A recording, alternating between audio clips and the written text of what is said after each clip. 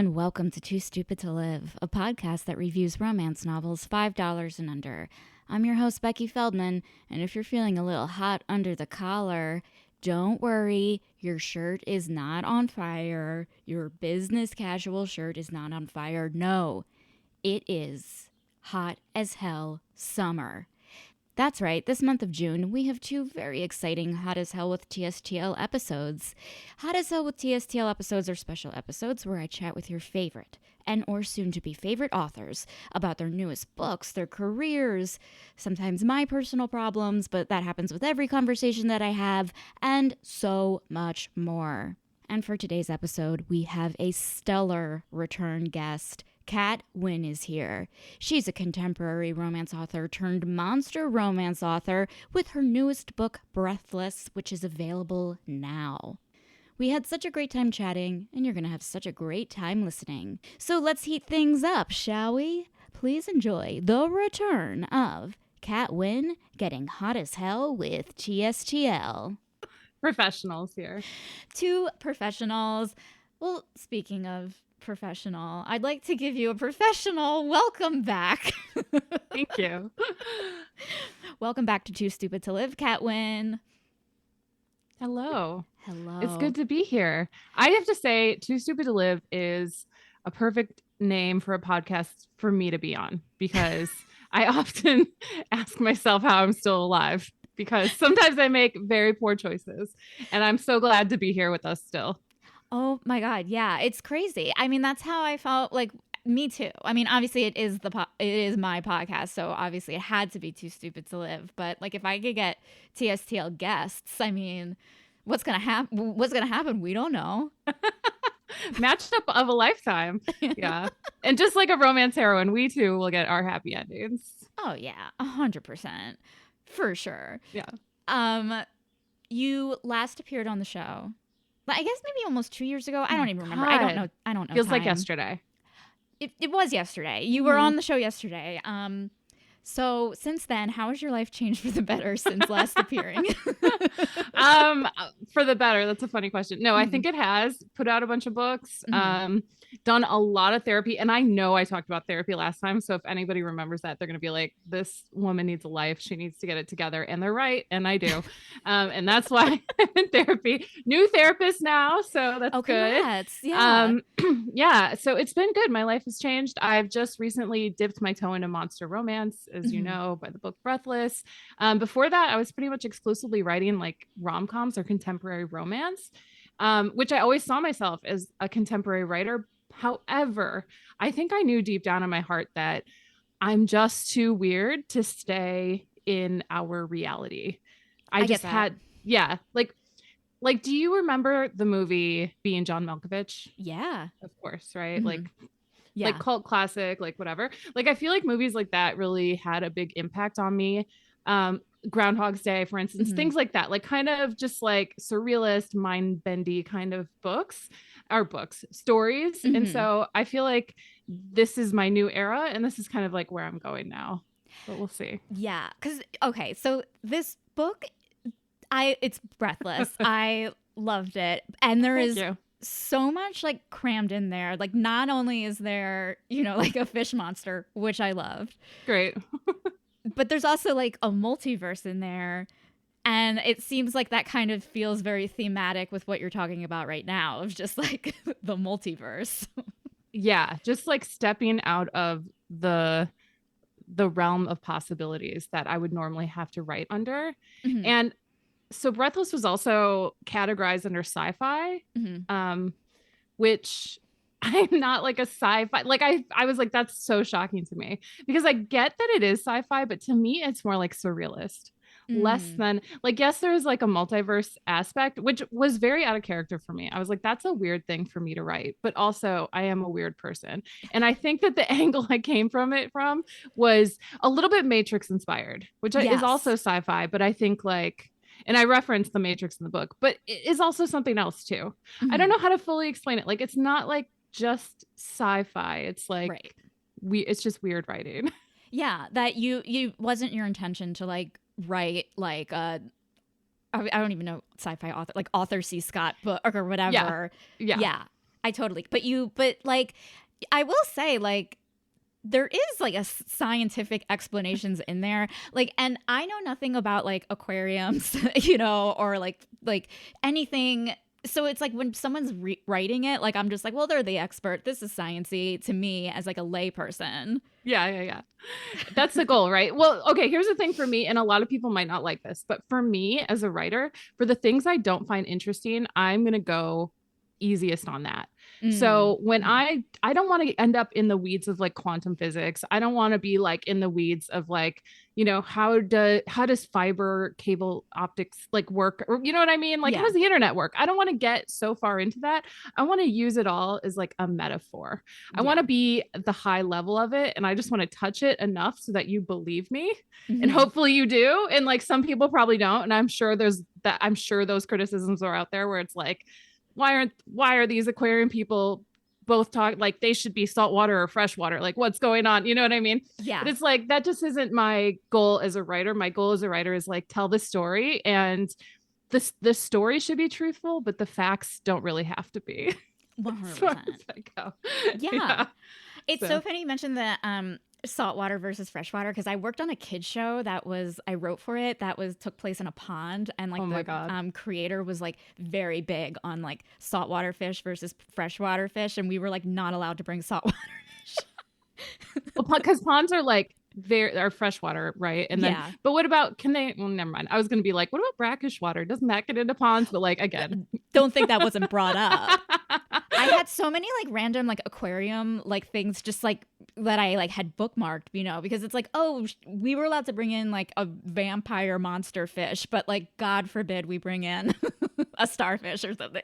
These are the rules I'm talking about. These are the rules that I understand. Yes, because when you are working outside of the realm of our reality, you control the rules. So it's like, yeah, vampire fish can come in, but starfish, that requires the salt to like survive. No, can't be in a pond with whatever else lives in a pond. A turtle? I don't know. What? I think turtles live in ponds. There are saltwater turtles too. Yeah, and there's like both sea turtles, both like saltwater and freshwater. Like, I think, I don't know. Yeah. I mean, right? And I should know, since I wrote an entire book about like people having aquariums. Right. Ask me how much I actually learned. I'll tell you what I actually did, and if someone's mad at me for not being like more judicious about the details, I would say that's fine. You're totally within your rights to be mad at me for anything I write. Like, I don't really care. It's none of my business. But the point is that like, I just don't think it's interesting for this story. It 100%. Might be interesting for another story, but not for this. But also, I absolutely did go on like aquarium forums, and I was looking at what people were saying. And I swear, if you read like the posts that I write up like from the aquarium forums, I didn't stray so far from the source material. You know what I mean? 100%. Yeah, absolutely. Because I think I've been on those forums too. Which is such a funny intersection we're having right now. Yes. Because like, I remember you mentioned like beta or like clownfish and beta fish, and it's like, yeah, we had like a list of fish we were allowed to use. Oh my God. What was the show? Can I ask? Yeah, it's out now it's for kids. It's called Weird Waters. And it's like on like, it's now streaming, I think, on the Roku channel. Okay. Yeah, but this was like a while back, and that's so funny. I love it. That's amazing. The fish thing. I know. Yeah. So what made you like choose like an underwater setting? Because I think you had something in the book that like kind of struck me of like, this is kind of the story about like how it's like reverse Little Mermaid in a way if Prince Eric decided to become a fish for Ariel. And I'm just like curious about that theme, if that was like something that was like important to you when you first started writing the book. Yes. So I would call the whole book a metaphor. I think it works as like an extended analogy, which is why I think I didn't get so caught up in the weeds. And a lot of it is about, I would almost say it's about desirability politics for one. It's about acceptability within society based on what you look like. And it's about the conflict that happens between embracing yourself as who you really are on the inside, or denying yourself who you are and living under the consequences, and also living under the consequences of embracing yourself. Right. Like, what happens when you do that? And I think, I hate to say, okay, I want to say this the correct way, because I don't want to sound like I'm trying to co-opt anybody here. Okay. I was definitely, well, like the Matrix is like oftentimes like a trans allegory for, choosing to live in like your real reality, like choosing to live in reality, unplugging from the constructs of society and seeing things for how they really are. As far as gender goes, I would say that this is also a gender story. Okay. Like a fish monster, quote unquote, is a gender. Right. So like people are always saying to me, and this is kind of a spoiler, I guess, but I don't know, whatever. Yeah. But I don't believe in spoilers. I'm never like spoiled by anything. Sorry, guys. Me neither. I'm like, what are you going to talk about if you don't talk about spoilers? Yeah, So it's just like, yeah. But I think one of the questions I got a lot, and now I'm like thinking you asked me a question. I don't know if I answered it all, but here we go. One of the questions I get asked just a answer lot. any question. You don't have to be the ones. You know what? How about you ask me a question and I'll answer the one I want to answer? Perfect. That? I love this. This is a good situation. Is that people would be like, well, I don't understand in the book why you don't explain why people are turning into these quote unquote fish monsters. And it's because the answer is within the book, which is Jules says, why does everything have to be supernatural? Isn't being natural just like grotesque and weird and strange enough in this world? And that's not to say like, as for a trans allegory, that being trans is grotesque. That's not what I mean by that. I just mean that having a body is grotesque and weird, and it will forever change and become something else. And you have no control over that. Like not where you do have some control, but not a lot. Yeah. You can't fight that forever. Like our bodies are what they are. And also our brains are what they are. So I think ultimately, when people are turning, the reason there's no like explanation for why people are turning into fish monsters is because it's like, that's your gender. Is there an explanation for what your gender is? Right. Do I need to like tell you? And I feel like an asshole kind of like talking this out like out loud, because it was so clear to me when I wrote it. And then when people were like, I don't understand, like I need like whatever, blah, blah, blah. And I was like, there is no explanation. It's not a freak weird thing. It's a normal thing that happened.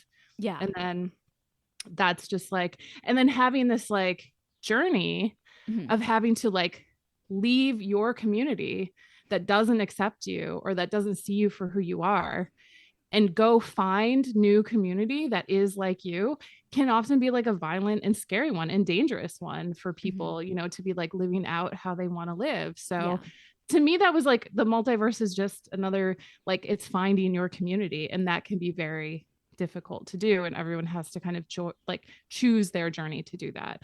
And I even I felt like I made it so obvious, because like back to the Matrix thing again, which is also a trans story, or can be seen that way, especially I think a lot, that's what I've heard from trans people, not what I'm saying, but at one point they go to a party and she says like, what, like, do you want, like, pick a pill, like the red pill or the blue pill, you know what I mean? Like, and he's like, there's only red pills. And she's like, okay, well, here's your answer. Exactly. But I was like kind of borrowing from that, not trying to co-opt it. And I'm not saying it's a perfect analogy or that that's like exactly the only interpretation, but that was kind of like, that was my inspiration. And that was what I was kind of guided by when I was writing the story. Yeah.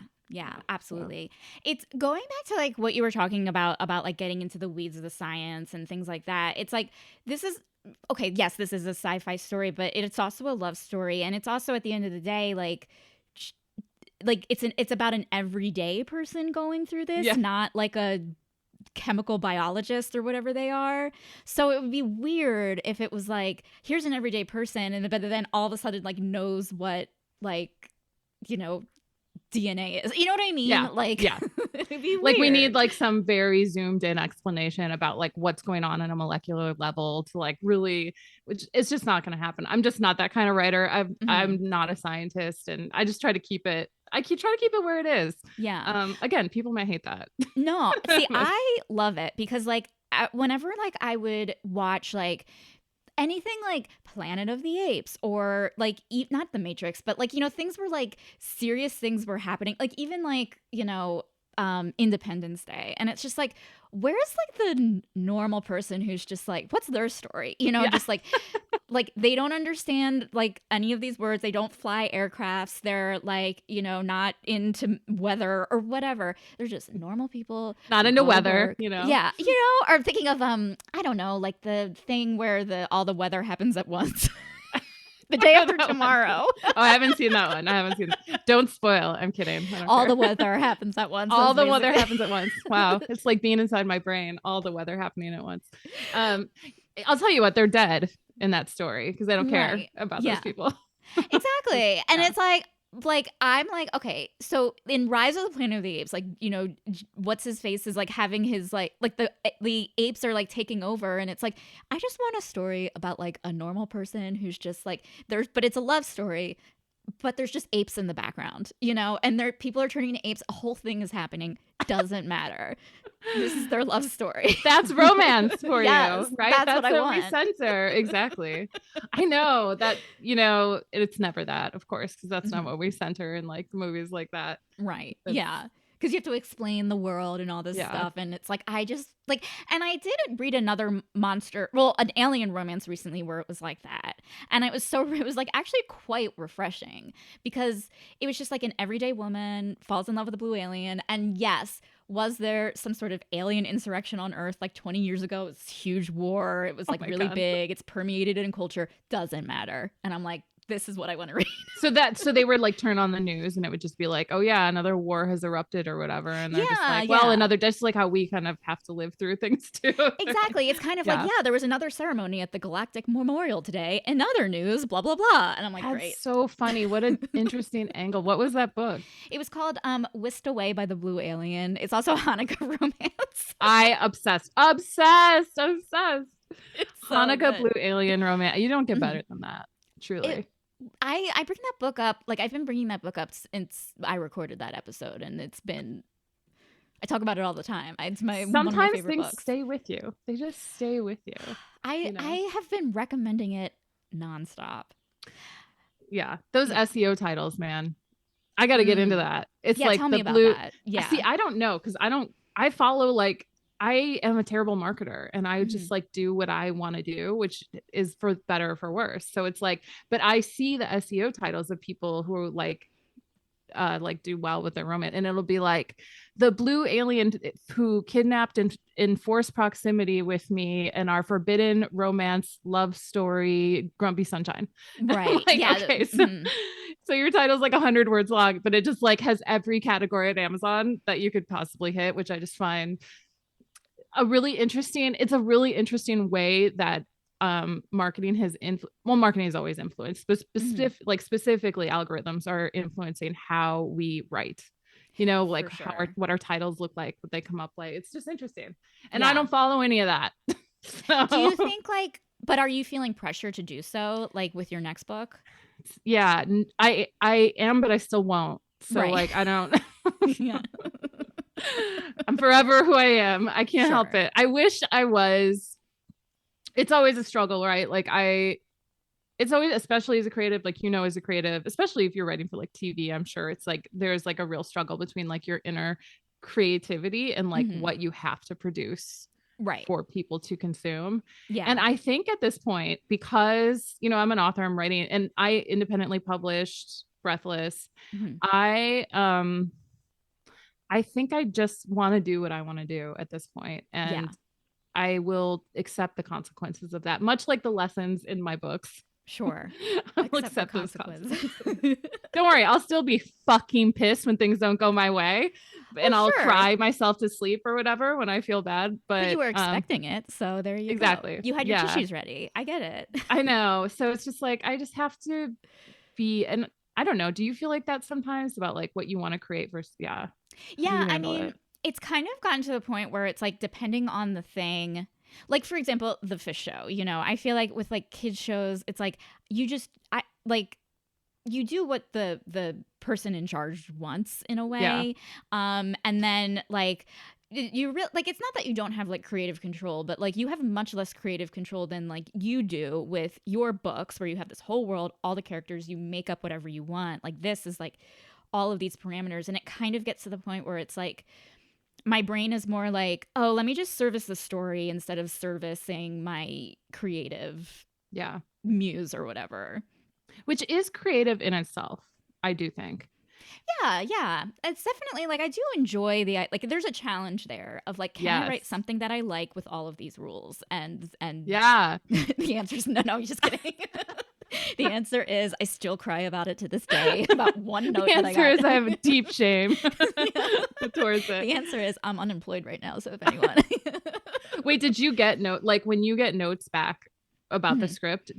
So, okay, I don't really understand how the writers' room work. Is it usually like one writer writes the main script and then everyone else kind of like punches in and you trade off on that? Or yeah, well, it actually depends. And I've only been on 2 shows, and so I feel like I don't know that much compared to people who are like, and 2 kids shows, which I think is a lot different. But like, basically, like you kind of together, come up with ideas. Everyone pitches on ideas for episodes, and then you write an outline, and then you write the script, and then with like both the outline and the script, like you'll bring it to the group and they'll punch up ideas and stuff, and then usually that your final script which is taken to the head writer will then take it to like the showrunner and then the producers and then all of the other people that have like a say so in these like kids things that just point out like, oh, maybe they shouldn't play with sticks because that'll encourage kids to like hit each other with sticks. It's like all of these very specific like things I didn't even think about, just not having kids. I don't think it's that. It's just making me think too, as you're describing it, because I don't know that much about it, is like how like the industry of making entertainment is bad by these hierarchies. Like they just are like, so like they're just going to strip you away of like every single bit of freedom that you might have to produce something that's so sanitized. Not that it's not good, because like good stuff still gets produced, but it's like, what could be, I guess we'll never know.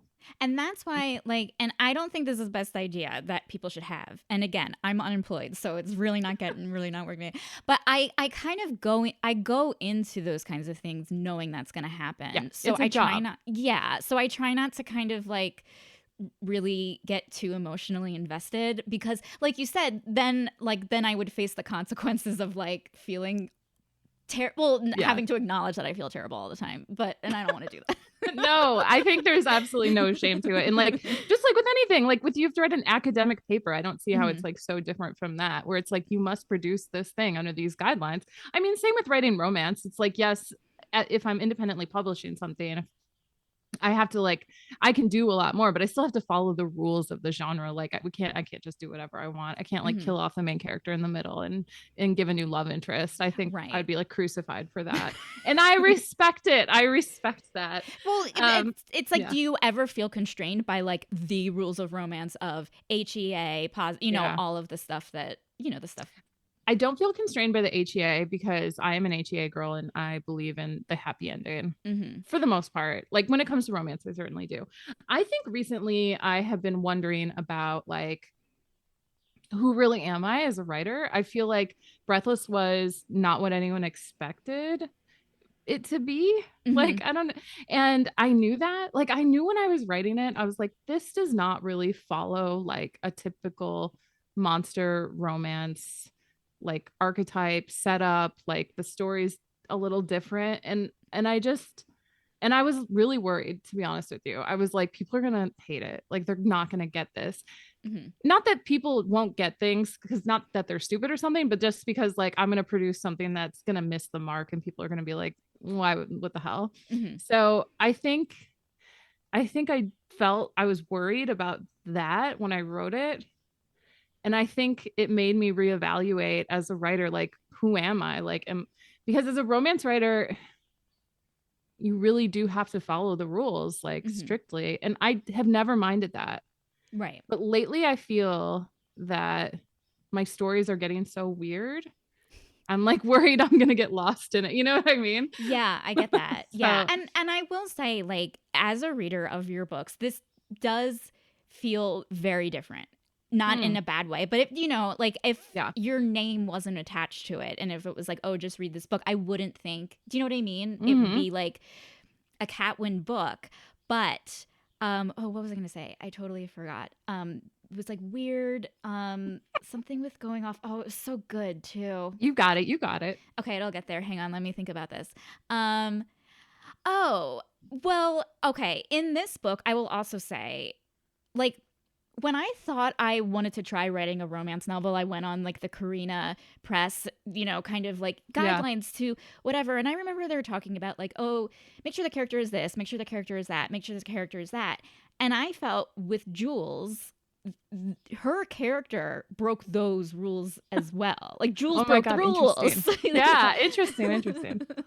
Because like, I don't know. I just feel like for the longest time, like there were romances where, like it was kind of like the woman had to be, 28 years old, have her shit together, have a good job, be attractive, and also like in terms of like mental health, like not really display any like serious like mental health, no dark thoughts or anything like that. None that was her fault. She could be the victim of things. Right. But she fights back in a strong way, but she can't be the person in the wrong sometimes. Exactly. Like she can't be the self-deprecating kind of, she has to be like someone we would want to be friends with.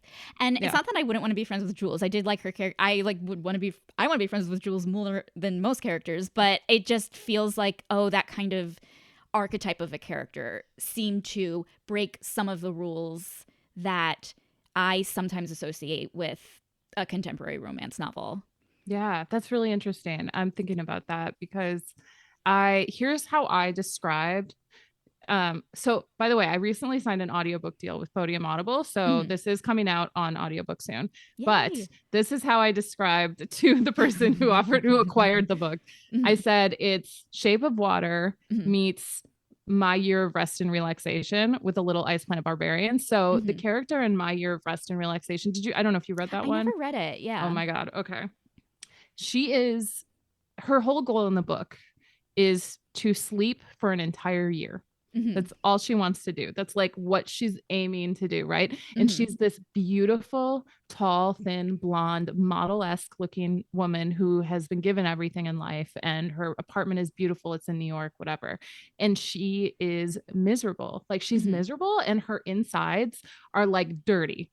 She's like a filthy, dirty like person, right? Like she's just not, but like no one sees her that way on the outside, and because they don't see her that way, she gets treated in this like certain way, and she just like continues to kind of like fold inside of herself. And she's not a good character. Like she's not a character that you're like, wow, I like her.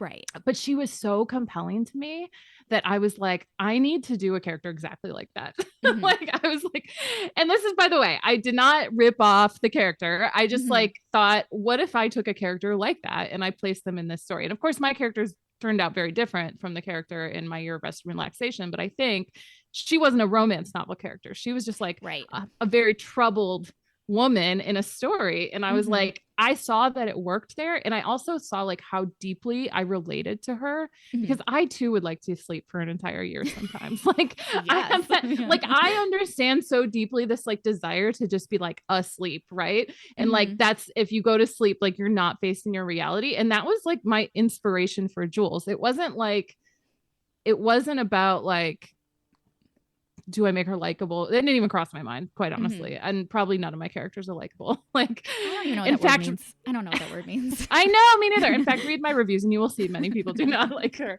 But I don't know. I just thought it was so much more interesting and so much more true to what I was trying to say by making her someone who on the outside looked like she should have it all. Like someone who is like desirable, but who on the inside is like dying inside. Like she's dying inside, quite literally. Like she's for sure. Yeah. You get the impression in my head, kind of the feeling is like if she doesn't turn her life around, she will be dead. Right. At the end of this book. Like if she doesn't make the right choices, which for a book where I feel like you wouldn't think like I didn't set out either to like make the stakes high, but the stakes ended up being like incredibly high at the end of the book. Right. Which I never write like that ever. So, yeah, for sure. And that was like another thing. I was like, oh, whoa, this is like Romeo and Juliet style.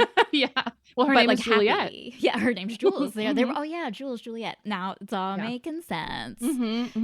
Were you like, you mentioned that like you were headed towards this direction of Breathless because it's like, you're like, it feels like you're like kind of embracing your weird side. Yeah. But like, did you have any awareness like when you were doing it about like kind of the rise in like monster and alien romances like currently? Yeah, that's a good question because they really are on the rise. And I feel like that worked to my favor because I don't know what would happen to this book if that wasn't the case. Like people really are seeking weird. I think for one, people don't want men. No. They don't want men in their stories. Nope. They just want a facsimile of a man. Right. You know what I mean? And a monster is like a man in his truest form. It's like he actually looks dangerous. If you saw him, you'd be like, that is dangerous. Which is how we feel about men often. Yeah. So it's like the monster is like emblematic of that, but he looks dangerous, but he's actually not. Right. Whereas with men, it's often they don't look dangerous, but they actually are. So I think that's one of the reasons monster romances like hit so big. And plus, I think it's just like our imaginations as human are big. Like we've always had like monsters, Greek mythology, like, you know, whatever, Egyptian mythology, like we've always worshipped monsters. And this is just kind of, I think, an extension of our ancestries as human. You know, we want to like fuck things that are like kind of magical. Like, I mean, it's in the Bible. No, it's in the Bible. There's dragons in the Bible, right? I mean, because there is like this weird like when monster romance first started coming about, like I was like, I do have a mild curiosity. Like I always thought the beast was sexier as a beast, like, you know, naturally, like King Kong and the lady. Our sympathies lie with him. We're rooting for those two. Yeah. If for some reason, I don't know why, I like that she fits in his hand. There's something very romantic about it. I don't know why. So obviously, like when it came out, it's like, yeah, my brain wants to go there, but I never really saw. I always saw it as like me being disgusting. I never saw it as like. Isn't that funny though? Because I think that's everyone's initial reaction is like, oh, I'm just like really fucking weird. And then the romance community, which is why I love it so much, was like, no, come in and embrace this. Embrace this moment. Like we're doing nothing wrong here. Right. Yeah. You know, we're just living a fantasy. And that's why I also think that monster romance is entirely metaphorical. Like whether you want to think it is or not, I think it's always this metaphor for the thing that is scary actually saving you, the thing that is scary actually loving you, the thing that is scary is actually not the thing that's going to kill you, which is not our reality in the world we live in. So there's like a healing aspect to it that I think is interesting. I think for me, when I started writing I think for me, it was like, I just need to write something weird because I am very weird. And I don't feel that I've expressed that enough. And I think I saw this as an opportunity because, you know, a few years ago when I didn't know about romance or monster romance very well, I don't think it would have really occurred to me. I wouldn't have really known what to do with it, but because it's been so normalized and accepted, I was like, well, and I saw the trailer for A Shape of Water. I never even saw the full movie. I just watched the trailer and then I read the better. It's fine. Oh my God. Well, that's a compliment. There's so many better books. Like there are so many fish. I've read another fish monster book. And again, I'm like, I just wish Shape of Water was this, you know, like an actual romance. Exactly. Or it is actually, technically it is a happy ending romance. Yeah. But I don't know. There's like something about it that's like there's a bittersweetness in terms of how it ends. Like she doesn't have much of a choice, you know, and it's like kind of a bummer, you know. And the focus is off, I feel. Yes. Right. Yeah. Like it's not romance focused. Exactly. So, yeah. Yeah. That's so interesting. You're so right. Like all of the monster romances are better than Shape of Water for that very reason. But Shape of Water is like exalted in a lot of ways. Great movie. Yeah. Right. As this like beautiful cinematic experience, and it makes women are feeling a certain way about it. And, you know, but like that's where we see, or when I read the Wikipedia, because again, I didn't actually watch the movie, I was like, oh, I know how I'm going to write my story now. I was like, oh, I've got it. I'm like, if they can do this, I can do better than that. Well, not better, but more romantic than that. Like I can do that. Yeah, because like I feel like with Shape of Water, like obviously I think it's like a different kind of like fantasy kind of thing about like whatever humanity and things like that. And yes, there's a love story, but it's also very tragic. And like, you know, you never think that like even with like King Kong, there's something very tragic about it. Of like, you know, too tragic. I can't watch King Kong. Too tragic. Yeah. Even like, and I'm not even talking about like one of them, like just the story in itself of like. Oh, there's misunderstood beast. Exactly. Like humanity is always going to get in the way. Versus like, I feel like with these kinds of books, it's kind of like, well, what if if like it was fine? Like what if like you could just fuck a monster and it's fine? That's so true. It is like that because you have like the comfort and the safety of the romance story where you know you're not going to get fucked over in the end like that. Right. Like you might cry, but for the better, you'll cry. Yeah, but it's not like this kind of like treatise on like humanity and how we fail all the time, you know. That is so I know, I cannot with that, like the relentless pessimism of so much art that's put out in the world that I feel like is often produced by men who have an understanding of the world that everything is like about conquering and dying or winning or like subjugating or whatever. I feel like so many stories are based off of that. Like Shape of Water kind of has that too. Like, oh, we captured this like fish creature and now we're gonna like fucking destroy him for some reason for our own idle curiosity. And I feel like those stories are trying to tell you this is who we are as humans. And I reject that narrative. I reject, you know what was the oh my God. What's the movie with Emma Stone and Mark Ruffalo that came out? Poor Things? Poor Things. Yeah. Okay. I didn't watch the whole thing. Don't worry. I still have opinions about it. I also reject that narrative about like what a child is like, what a child's brain is like what a woman is like, what a girl is like too. Like what we're set out there, like with her being kind of like violent in the beginning or like overly sexual. Don't get me started. But like, I think, or like Lord of the Flies. I reject the narrative of Lord of the Flies. In fact, there's my dog. And in fact, in reality, like, did you ever hear that? I think it was like of This American Life or something where it was like what happened in Lord of the Flies actually did happen to some kids. It was a group of boys. And I did hear about it. Yeah. But I never, And what happened was they took care of each other. And they were like kind and they developed like a very peaceful system to like make sure everybody was safe. And like someone actually did get injured and they like all like worked together to make sure that that person was taken care of and safe. And these were not white children, by the way. So I think that bears saying because Lord of the Flies is white children. And these were not white children that this happened to. But it's like, I reject the narrative that we as humans are so fundamentally bad and violent that every story we tell has to be some kind of indictment on our nature. Right. I reject that. Like, yes, we live under capitalism. And so that's what it looks like, but I don't actually believe that's who we are. Yeah. And that's why I write romance. Right. Yeah. Well, and it's also, but I mean, I think that people like who are writing those stories are the ones getting the opportunities to write those stories. True. So true. Yeah. And so it's like, okay, you're going to reflect yourself. Like, oh, should there be more? Like, why can't like Breathless be adapted into a rom-com, right? With Emma Stone and Mark Ruffalo as a fish monster? Yeah, right. Let's do it. Hollywood, I know you want it. Like, there is a person out there who like it does the makeup and prosthetics. They're just waiting for a movie like this. Waiting for it. They want to make a hot fish. They already did it once. They can do it again. Oh my God, yes. Yeah. No, it's so true. They are the ones getting the opportunities. And not only do they get the opportunities, but when they create things, they're taken more seriously. So yeah. And that's another thing is that like I feel like romance as a genre, I mean, I'm saying kind of the bare minimum here is like it's always going to be compared against those things, it feels like, which is why even if you don't even subscribe to any sort of criticism, even if you don't read, you know, people can still look down upon it just based on like the overall conversation that people have. And people really reveal themselves. Like I have a group of college friends who like we're all still very close and we keep in, you know, that kind of group of college friends.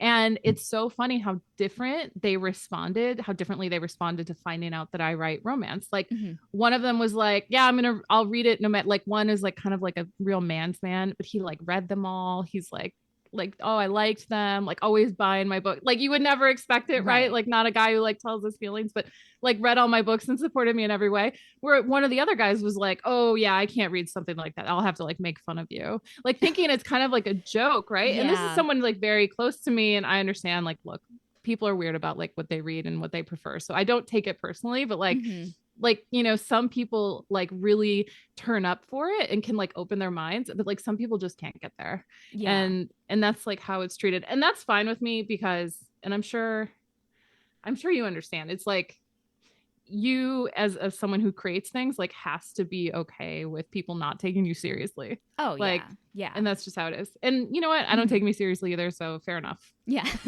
So joke's on you. Joke's on you. We're on the same side. Yeah. As you were like working on this, was there any like specific monster series or alien series that you like kind of used to inspire like God. As you were writing this? Or were you just like, I'm going to go in? No, this is bad. I am ashamed of this. I actually didn't read like any, I've read very limited monster romance. And I only say that because I think there's a lot of really amazing writing out there, especially when it comes to monster romance, but I've only read a few things. Right. So I want to be clear that it's not because I don't think it's good. It's just because I haven't been reading anything. We don't have time. We don't have enough time in our day. Like there's not enough time. I know. And, like I said, like, and I really will say like My Year of Rested Relaxation was the main motivation for this book, which is very funny in retrospect. But the biggest part about my motivations for writing this were, I would say, like pure frantic ADHD energy, because I wrote this book during a time where I had decided that I had to write 6,000 words every single day. So, which that's a lot. 25 pages. Yes. Yeah, that's like day. Insane. Like not even full-time authors do that. And I know that, and I'm not. Okay, one other person does, but like I'm not a author writer at all, and I know that that's like it's an a lot. Insane amount. Yeah, I know it's a lot, and so I really took all the like energy I have that's usually used for like fucking around. Yeah, I was like, I'm gonna take my fucking around energy, right? Because I've got that in excess, right? And just for a while, I'm gonna focus it on only writing. And when I say only writing, I mean it only takes me 3 hours to write 6,000 words. Wow. But here's why. And I have to take a break in between because it's like, it's taxing. Like, I'm sure not everyone feels this way. I'm sure there are writers who can do this, no sweat. I am not that writer. So I would do 10 minutes on writing nonstop, just like not even using the delete button, just like going forward, just pushing myself. 5 minutes off, 10 minutes on, 5 minutes off. I'm sure people have done that method before. I mean, I was like cranking it out. I could do like 500 words in 15 minutes. I was going right. Wow. So I did that for like probably 7 weeks, and I wrote like 4 books at that time. Oh my God. And Breathless was one of them. Wow. Yeah. So I wrote it in 13 days, which when people are like, I've gotten the criticism that it was like rushed and too short. And I'm like, yeah, it was. That's a point. So sorry. I don't know what to tell you. Better than being too long, I guess. Yeah.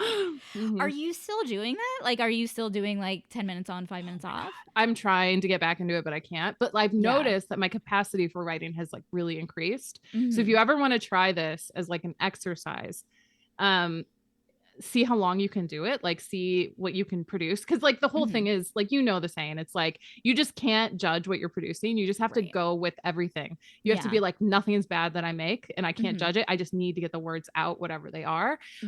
So I haven't been able to like get back into that fully because it like really exhausted me, and like releasing a book is exhausting.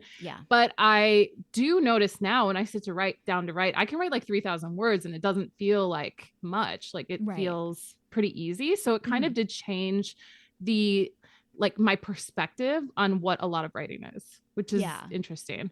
I hope I can get back to it. I think I can do it. It's a matter of kind of like brute force.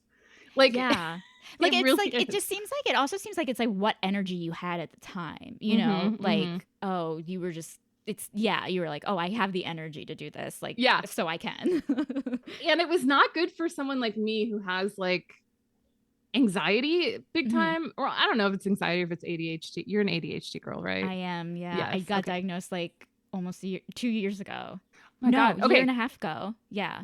Okay. I feel like when we talk, so I got diagnosed late. Too. Yeah, I remember because you had asked me, and I was like, no, I think I just have anxiety. And then when I got my diagnosis, I was like, my first thought was, I should tell Kat. I don't know why I thought that. Yeah, but I was like, I know I need to tell like my friends and the people in my life, but I was like, Kat should know. But yeah, so I'm a late diagnosis. I feel you. I feel for you, and I understand. It explains so much. It makes life different for sure. Yeah. And I think what happened to me, again, if you're going to try to like increase your output in this particular way, was that it controlled my very existence. So like I would close my eyes and I'd be like dreaming about what I was going to write. Like, so that's fine for someone like me who is already like very hyperfixated on things. But if you are not someone who, actually, I should take it back. Maybe that wouldn't happen to anyone else, but like a particular kind of ADHD person. So yeah, that's my warning. But it's like, it's also like, I mean, again, I didn't think I had it for the first 38 years of my life. And so like, you know, I thought like, oh, it just sounds like you're really excited about something. People get excited about things. It's human. I just like things. Yeah. Like, what do you mean? I just like things, but only one thing and all the time. Like until I don't like it at all. And then like, I can't look at it anymore. Exactly. Yeah. That's interesting. Do you feel like you've made any changes in your life from... meds. There's that. That's a huge change. Yeah. Yeah. It's also, I'm still kind of like figuring it all out. Like is a lot like, I don't know. Like I felt like when it first happened, I felt like, what's my personality? I felt like my whole identity like blew up in a dumpster fire. And I was like was going through a bunch of like on fire parts of my personality trying to figure out like, do I salvage this or not? Like it was really kind of brought me for a huge loop. Like, you know, I think that's the phrase. Yeah. I was like, what am I? How did you see yourself before as like how you do now?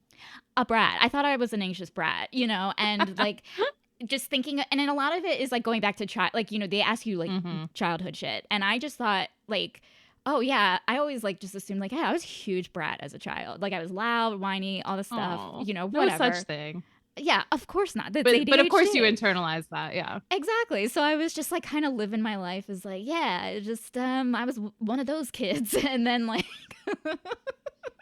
all of a sudden it's like it all makes sense, and you know, and it was just, it's a weird like you have to forgive yourself a little bit kind of process. Yes. Oh my God, every day. In fact, like you said, you were like kind of a whiny brat as a kid, but I identified as gifted child to loser pipeline, where I was like, I had all the potential. I was like this little prodigy child, and that became like so much of my identity. And then like as an adult, I just fucking fell apart. Like can't get my life together for anything. Like just had to have people like come and save me all the time. And in fact, that is what my husband is. He is a straight like, he is Prince Eric. No, Prince Eric wasn't. That's not a good example. He does like he's so like high functioning, like executive high functioning, that he's just like always taking care of like everything for me, like buying me new shoes so I don't walk in like shoes with holes in them, like up to that point, right? And I had always seen myself as just like a failure. I was like, why can't I just like be like an adult like everyone else?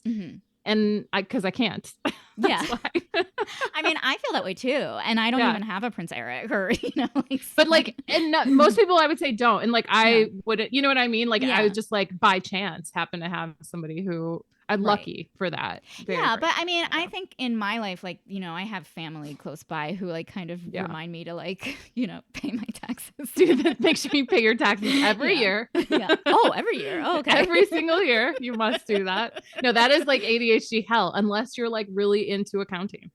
Yeah, and it's like I wish, because then then I would have a job and my life would be together, you know? Right? Yeah. Like I totally understand, like you, like the idea, like I feel like, oh, have I lived up to my full potential all of these years? I don't think, just looking at my level of success versus my peer, you know. Yeah, which is an insane comparison. It's insane. Yeah. Especially because you've done something that I think almost nobody gets a chance to do, which is work on a TV show as a writer. That's like such a rare opportunity that people like dream about and like work their whole lives towards. So even like having that opportunity, I think is like such a big deal.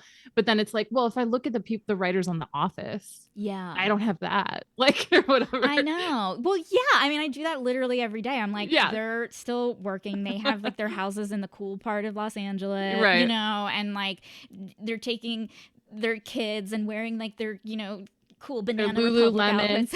Exactly. Yeah. And I'm just like, cool. Like we were in the same improv 101 class together, and I was okay. Well, fuck them. Fuck them. They're all my great friends. I love them. Like they're all great. Yeah, but it's like, and also I think like opportunities don't just stop, and like your creativity doesn't just stop. Like it's so weird how we have like these timelines. I didn't even start writing until I was like, I mean, I'd always been a writer and written stuff, but I didn't actually try to start writing until I was like 37. I Wow. think. Like, yeah. because the year I wrote Partner Track, my debut novel, was like the year I published. That was like the first book I'd ever written, and and now, yeah, if you like look back at how far you've come, it's like, wow, I'm like a whole different person than I was when I started. So. Oh yeah, I mean, like now you're a full-time writer, you know, Yeah, and but you my have husband's rich. yeah, but you have a brand, you know, like Yeah, you have I've done like something. it's not just like, oh, you uploaded a book to Amazon Prime or whatever and then moved on with your life. Like you have Which is a also business. fine. That's also fine too, but like you Yeah. do have a business. Like you do have, you know, you're in the business of being an author. Right. Which is full time, which is crazy to me how people really know how to run their businesses. I do not. I do have a PA who's like amazing, and I like attribute any success I have to her. Yeah. But like, yeah, it's really hard. I think it's a hard business, and it's a hard business. And it's also like what people say about, like it's not like the writing is only like 10% of that. That's also true. And I'm sure that's true in like your industry as well, where it's like, it's just about doing the business, about like networking. Yeah. Like getting people to notice you, which is so hard. Which I hate it. Yeah. I fucking hate it. I do not want to be noticed like that. Did that kind of challenge come as a surprise to you when you were like, I'm going to publish, I'm going to, you know, start, it's like, oh, I got to do social media and all this other shit too. I think, well, like obviously we're millennials, so I think we cut our teeth on social media. So that part wasn't like new, but I'd only ever known social media as a way to interact with my friends, like people I already knew. And I had never tried to run like some kind of public like Instagram account or anything like that. So I think I didn't understand how out there you had to be, because I'm just not an out there person like that. Like I tend to like hold things a little bit closer to my chest, but also so only recently have I really been like, I think, opening up in a more public way, which I don't even know if that makes sense, but it's, you know what I mean? You have to almost like publicly make yourself vulnerable. And I don't have like a huge following or anything like that, but it is getting bigger and bigger. And I've noticed like I'm growing and growing. And I think with the next book in this series, I think I'll see another surge maybe after this one. And yeah, you have to be so okay with like being perceived. And not even in like a famous person way, because obviously there's like fame, but then there's like also just like being public facing and like having, like you said, a brand and like having to interact with people.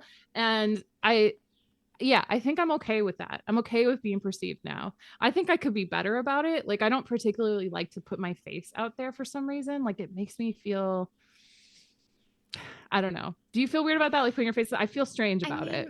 It's weird because it's like I also perform as well, and so like it's like, oh, I do have a very weird thing about my face where I'm just like, any audition I don't get, I'm like, no one wants to see my face, you know. And I love that is the response. I do. I love that. Or like if it's like, oh, that I was like, you know, was cut out of something, and I'm like, that's because the editor hated my face, you know. Wow.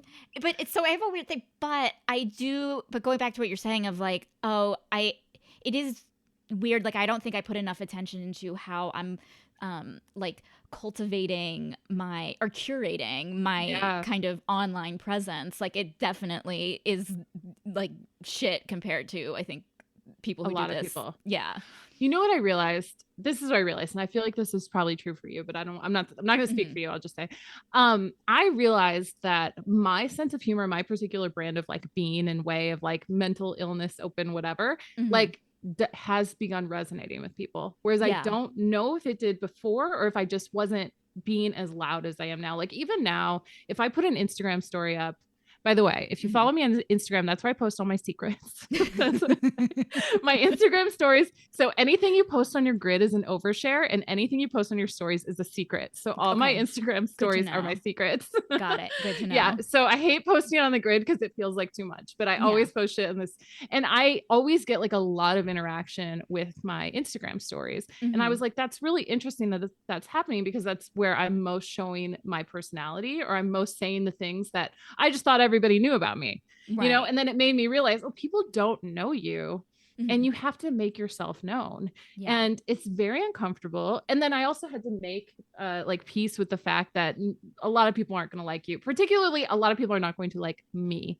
I think there are people who are much more palatable than me. I do not consider myself like a palatable or sanitized person. I'm the same way. I'm about myself. Yeah. Like, which is so much better in my opinion in a lot of ways. I need to embrace that more. It's something that's just been like when I first moved out here and I was like doing auditions and like sending my headshots, you know, like so many people are like, oh God, you just don't have a likable face. Like they would be like, oh, you remind me of someone I just don't like.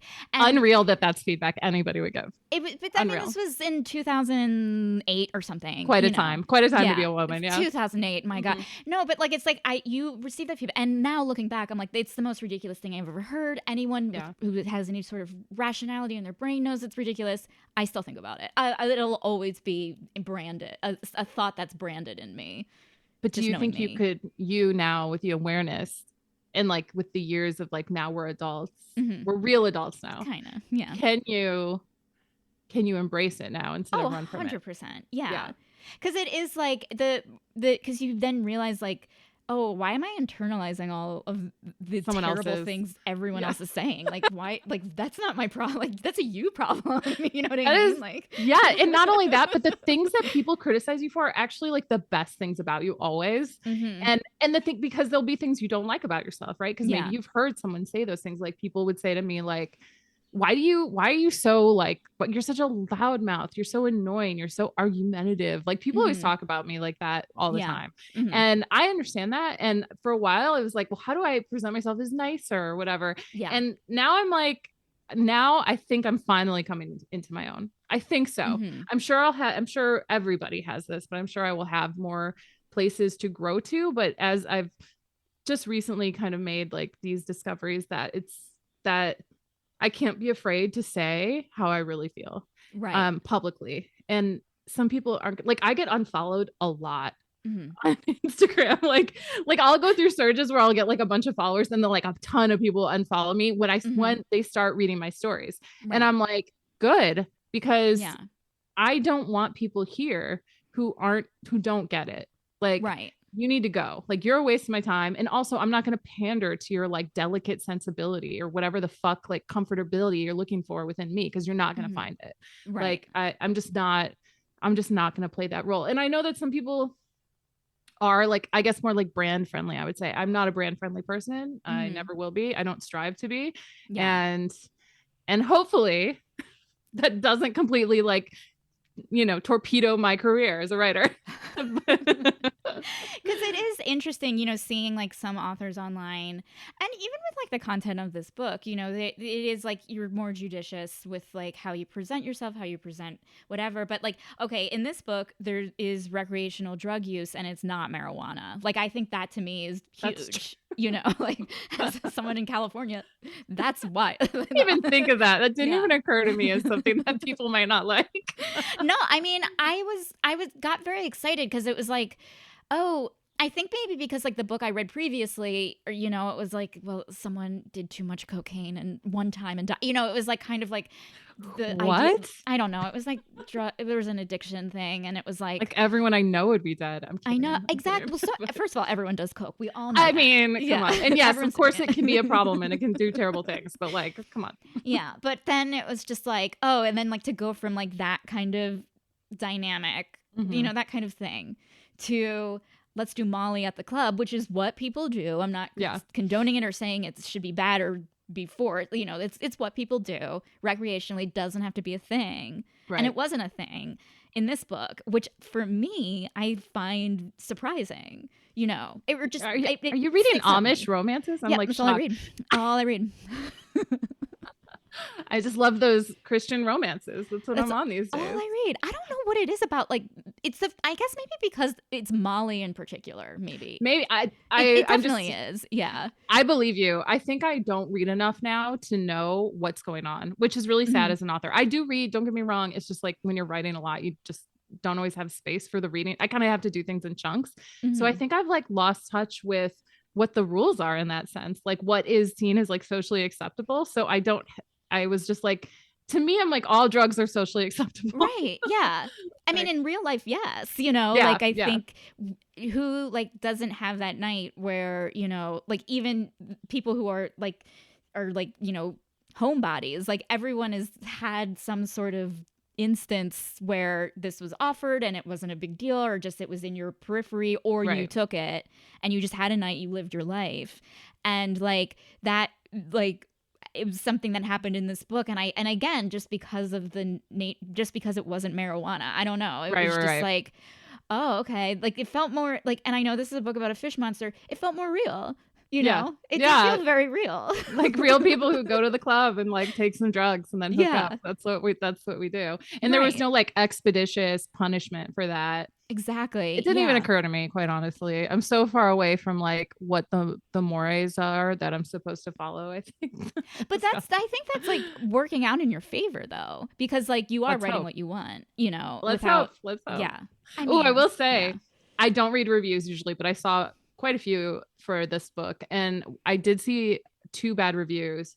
One of them was just like fine. I was like, that's fine, whatever. But Mhm. one of them was like so very specifically like cooking me that I was like cracking up over it for like days. I could not stop. I like copied it and like sent it to all my friends. I was like, look what Mhm. this person said. And this woman who wrote it was like, this is written this book is written by a person who it seems to hate men, cops, and mothers. Men, cops, and mothers. Well, first of all, I'll say this. I have no beef with mothers, okay? But like I'll take that. Sure. Like I don't care. Yeah. Men and cops. I thought we all hated men and cops. What's going know. on? I thought that was understood in our community. I was like, honestly, like, she got me. Yeah. Like The thing is, when I see a comment like that, I'm kind of like, I just found my favorite book. It's like, Yeah. you know what I mean? Thanks Not that I have any problem with mothers. Like, again, they're great, but it's just if someone has that reaction, I'm like, I want to read this. It just seems so bad. conservative. It's such a conservative reaction. And I can't remember because I don't think I read the whole review, but I think they said something about like they had read my other books. And I'm like, was I not giving the impression that I hated men and cops and possibly mothers in my other books? Because I thought I was. Like, I thought I was across the line giving that impression. Yeah, but like, even if you weren't, like, do you have to say that in all of your, like, why does it seem like you have to like be like, hi, I'm a Democrat, like, here's my book, you know, like, or just whatever. So funny. I know. And I was like very heavy handed on the anti-cop part. I get that. I probably could have been a little smoother with that, but like, why? Yeah. It was like, why? Like, I knew who the villains were in this book. We all know who the villains are in real life. Like, come on, cut me a break. Men and cops, yeah. Yeah, men and cops. Come on. And maybe mothers. I don't know. I don't know. I mean, they birthed us, so you know, there's some responsibility there. But it was like one of the funniest things I've ever read. And I said, it was funny because I sent it to someone and they were like, oh, I'm so sorry. Because it was a bad review. And I was like, oh no, you don't understand. Like, this review touched me. This review like spoke to me. Yeah. More than like but I did get some other really interesting reviews too. Again, because I don't normally see them, and I did see quite a few. Like people saying it was like kind of horror like too. Yeah. Which I didn't set out to do.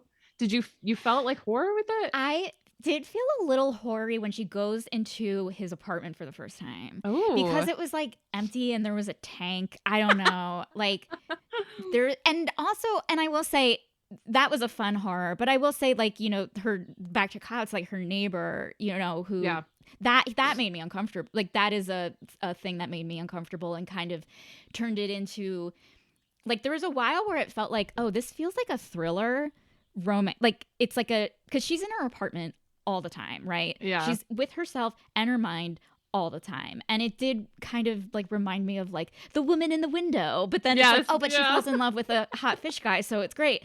But like there were times when it was like you're just sitting there with her thoughts, and it does feel definitely like a psychological thriller at times. I got that feedback too. Someone said it was like a thriller and a like crossed with a rom-com. And I was like, that's very interesting. Because again, not at all what I set out to do. Someone said it was like Lovecraftian in nature, which is like a super stylized kind of horror, which I would never watch. I would never read like any Lovecraft. So I'm like, I'm fascinated. I guess there is like body horror happening. So yeah. But I guess it was like the horror of like there's something more grotesque about the horror of, what was the neighbor's name again? Like Jason. Like Jason, there was something that like he was the most grotesque character in the book for me. And like, you know, just her having to avoid him every day, like that is a level of horror that like I, you know, would rather watch someone chop their arm off, you know. Like, but it's funny because that horror specifically, I feel like is so common with women, with me, like avoiding certain people in my neighborhood because like an old man said like sexually harassing things to me once, and so now I can never see him again if I can help it, but we live next to each other or whatever.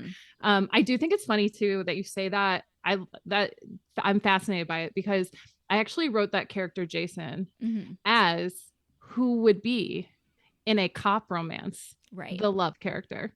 He would be the main character because he was like the protector, like in a cop romance of like, I gotta protect her. And he's like hot, like he's like conventionally hot in the book, but she fucking hates him. She's like, I can't stand this guy, and she sees him as a danger, and he is, because all cops are a danger to women.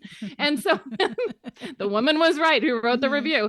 So like so I'm like, yeah, but in someone else's romance, like this man is which I don't read cop romances, but like this man is like he's the main character. He's the guy. Absolutely. Like the things that he does, it would be like valiant. But then sometimes, you know, like when I like first got into romantic suspense, you know, that was kind of like my first favorite of my subgenre.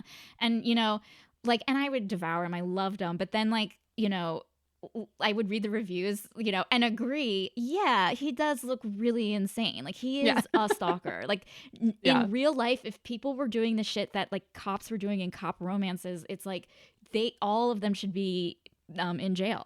Like, they should all be, of course. And sometimes I feel like that's okay. Like when we're well, not sometimes. Okay, I feel like the fantasy of like the romance is always fine. Like again, I don't read cop romance.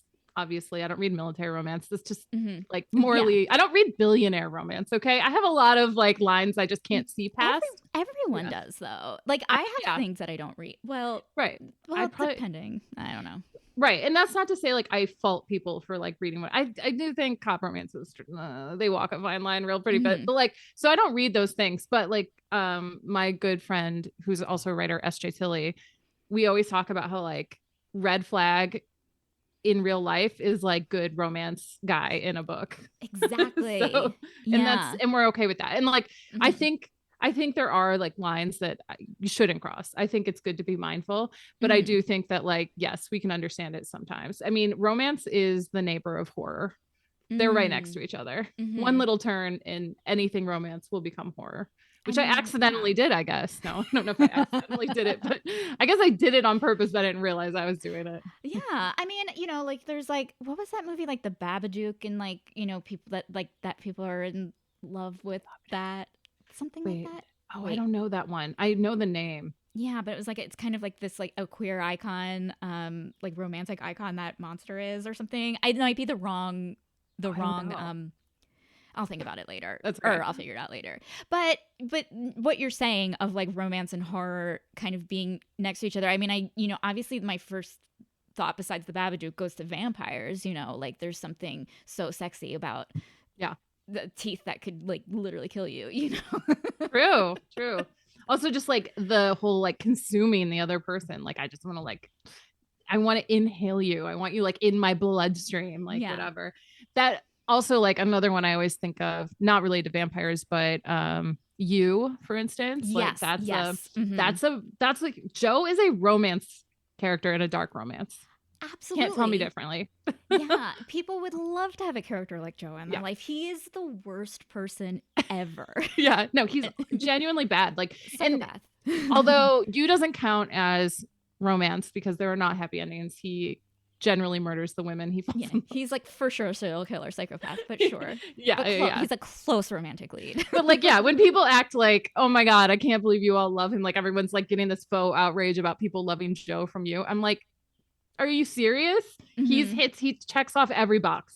Yeah. Every single box. So come on. Like absolutely. Well, like going back to billionaire romance, like I feel like, you know, over the summer when there were all like the strikes happening, and just seeing like billionaires in real life, and then there's billionaires in romance novels, and romance novel billionaires are as non-existent as vampires in real life. Like none of them are they are so different, you know. And I'm just like, oh, maybe like it kind of like helped me to kind of go back and like think about the billionaire romances that I've read, and I'm like, oh yeah, I said like he was a dick, but like, you know, Ted Sarandos, that's the real, you know what I mean, or whoever, but like he's a real bad billionaire. And like we have good billionaires and bad billionaires. Yeah. And you feel like you've shifted on billionaire romance? Is that what you're saying? Kind of, sort of. It depends. Like obviously it depends on the character. Like I will never like Christian Grey as a character. I'll never like him. But sweetheart, are you kidding? That great guy. But I read what was it? It was like a 16 million ways to break up with you, or something million ways that I hate about you. And it was really cute. And he was a billionaire, but like not you like not the billionaires right now who are like having their own islands and like, you know, whatever, like just so separated from, I think it's the separation of like modern of real billionaires from society than like romance novel billionaires, because they're not as in their like bubble of whatever those real billionaires do. Yeah, I mean, if you're gonna write about a real billionaire, the things you would have to write would be so reprehensible that nobody would be okay with that person being the main character. So it's like a romance billionaire, he just wears nice suits and he buys you whatever you want. He takes you on a dinner to Italy in the middle of the day for some reason, like, right? Yeah, that's like what he's doing. Then there's also like, oh, they're like, give him a raise, give him a raise, give him a, you know, and I'm like, yeah, or he's a philanthropist. Like, I love it. I fucking hate give them all raises. It's like, give them all raises except for the child slave labor out in like another country I'm using to produce these cheap parts of whatever product. Fair, but what if it's an in-house technology? Then he's not a billionaire. But in romance world he is, and it's like cool. It's like, oh, I invented an app. I have $5 trillion. And now I'm a billionaire, because that's exactly what happens. It's like, oh, like during the day they like walk around in their scruffed sneakers and go to the mall and pretend to be normal. Like, and then they give like a little kid, like they buy him all his toys that he wanted that his mother couldn't afford. And it's like, hey, the mother could afford those toys if you paid your fucking taxes. How about that? For that billionaire. How about that? Yeah. How about all the mothers could afford their toys for their kids then? Yeah. See, I can't let it go. I can't suspend the disbelief. I get it, because it's like when I read something, but like back to the app thing, if a billionaire invented an app and it's like something like Uber or Lyft, and it's like, well, okay, you have a bunch of people working freelance for you. Like, are they getting the protections that they need? Which, you know, like I'll think about that too. Right. For sure. But then just like, I think I read that one billionaire book and I was like, okay, I don't have to think about that. I mean, I might, but if a billionaire book can get me to not think about that stuff, like, good on the writer, you know? Yeah. Yeah. But then you're like, then why is it a billionaire just for marketing then? So you can say this is a billionaire romance, which, you know, whatever, do what you got to do. Do what you want to do. Yeah. Yeah. Is it a billionaire? Like, what's the point, I guess? Actually, no, I lied. I had read. Yeah.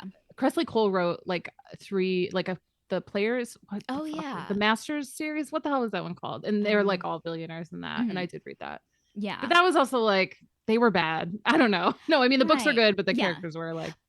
But like, I think what you're getting at is like, oh, this book could easily be written. He didn't have to be a billionaire. Yeah. Like, kind of circling back to like the SEO thing of like, maybe, you know, oh, there's that keyword it in sells there, the book. you know? Yeah. And that's fine too. And like, I don't want to act like I'm some kind of moral standard or like I have some ideological perfection when it comes to like what I choose to consume. But at this point, I just don't enjoy it. Like, I don't enjoy.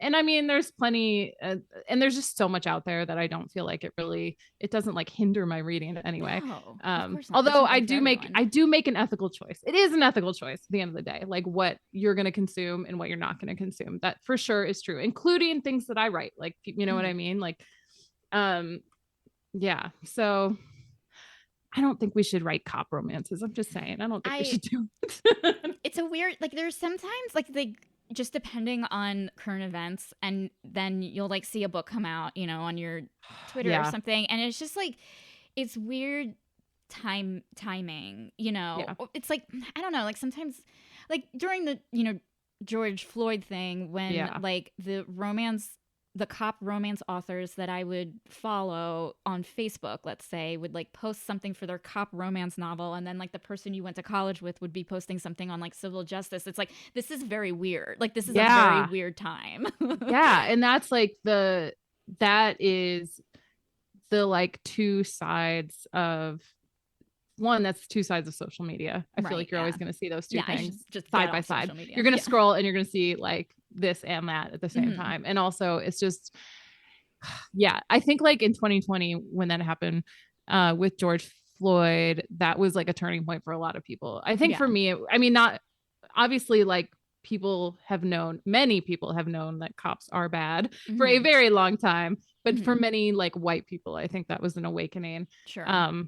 So when I think about cop romance and I think about the events that happened in 2020 and are still happening and happen all the time, it really does like confirm for me that I can never read a cop romance, that I just can't do it. Also, domestic violence rates with cops are extremely high, and I find that to be like something I just cannot overlook. Wait, I know I'm like bringing down the podcast a great deal here. This is fine. I'm loving this conversation. So I'm just not, but those are my lines, and I'm sure I would find other lines technically. I just think we have room for other things. Maybe let's move on. I agree. From that kind of writing. Like, why do we, I don't need a man in a uniform like that. He could be a UPS driver. How about that? Ooh. No, USPS. Yeah. UPS has a union. They're fine. Yeah. USPS. Okay.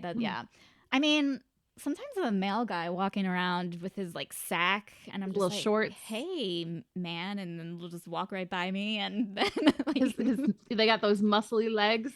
They're good looking. They get it.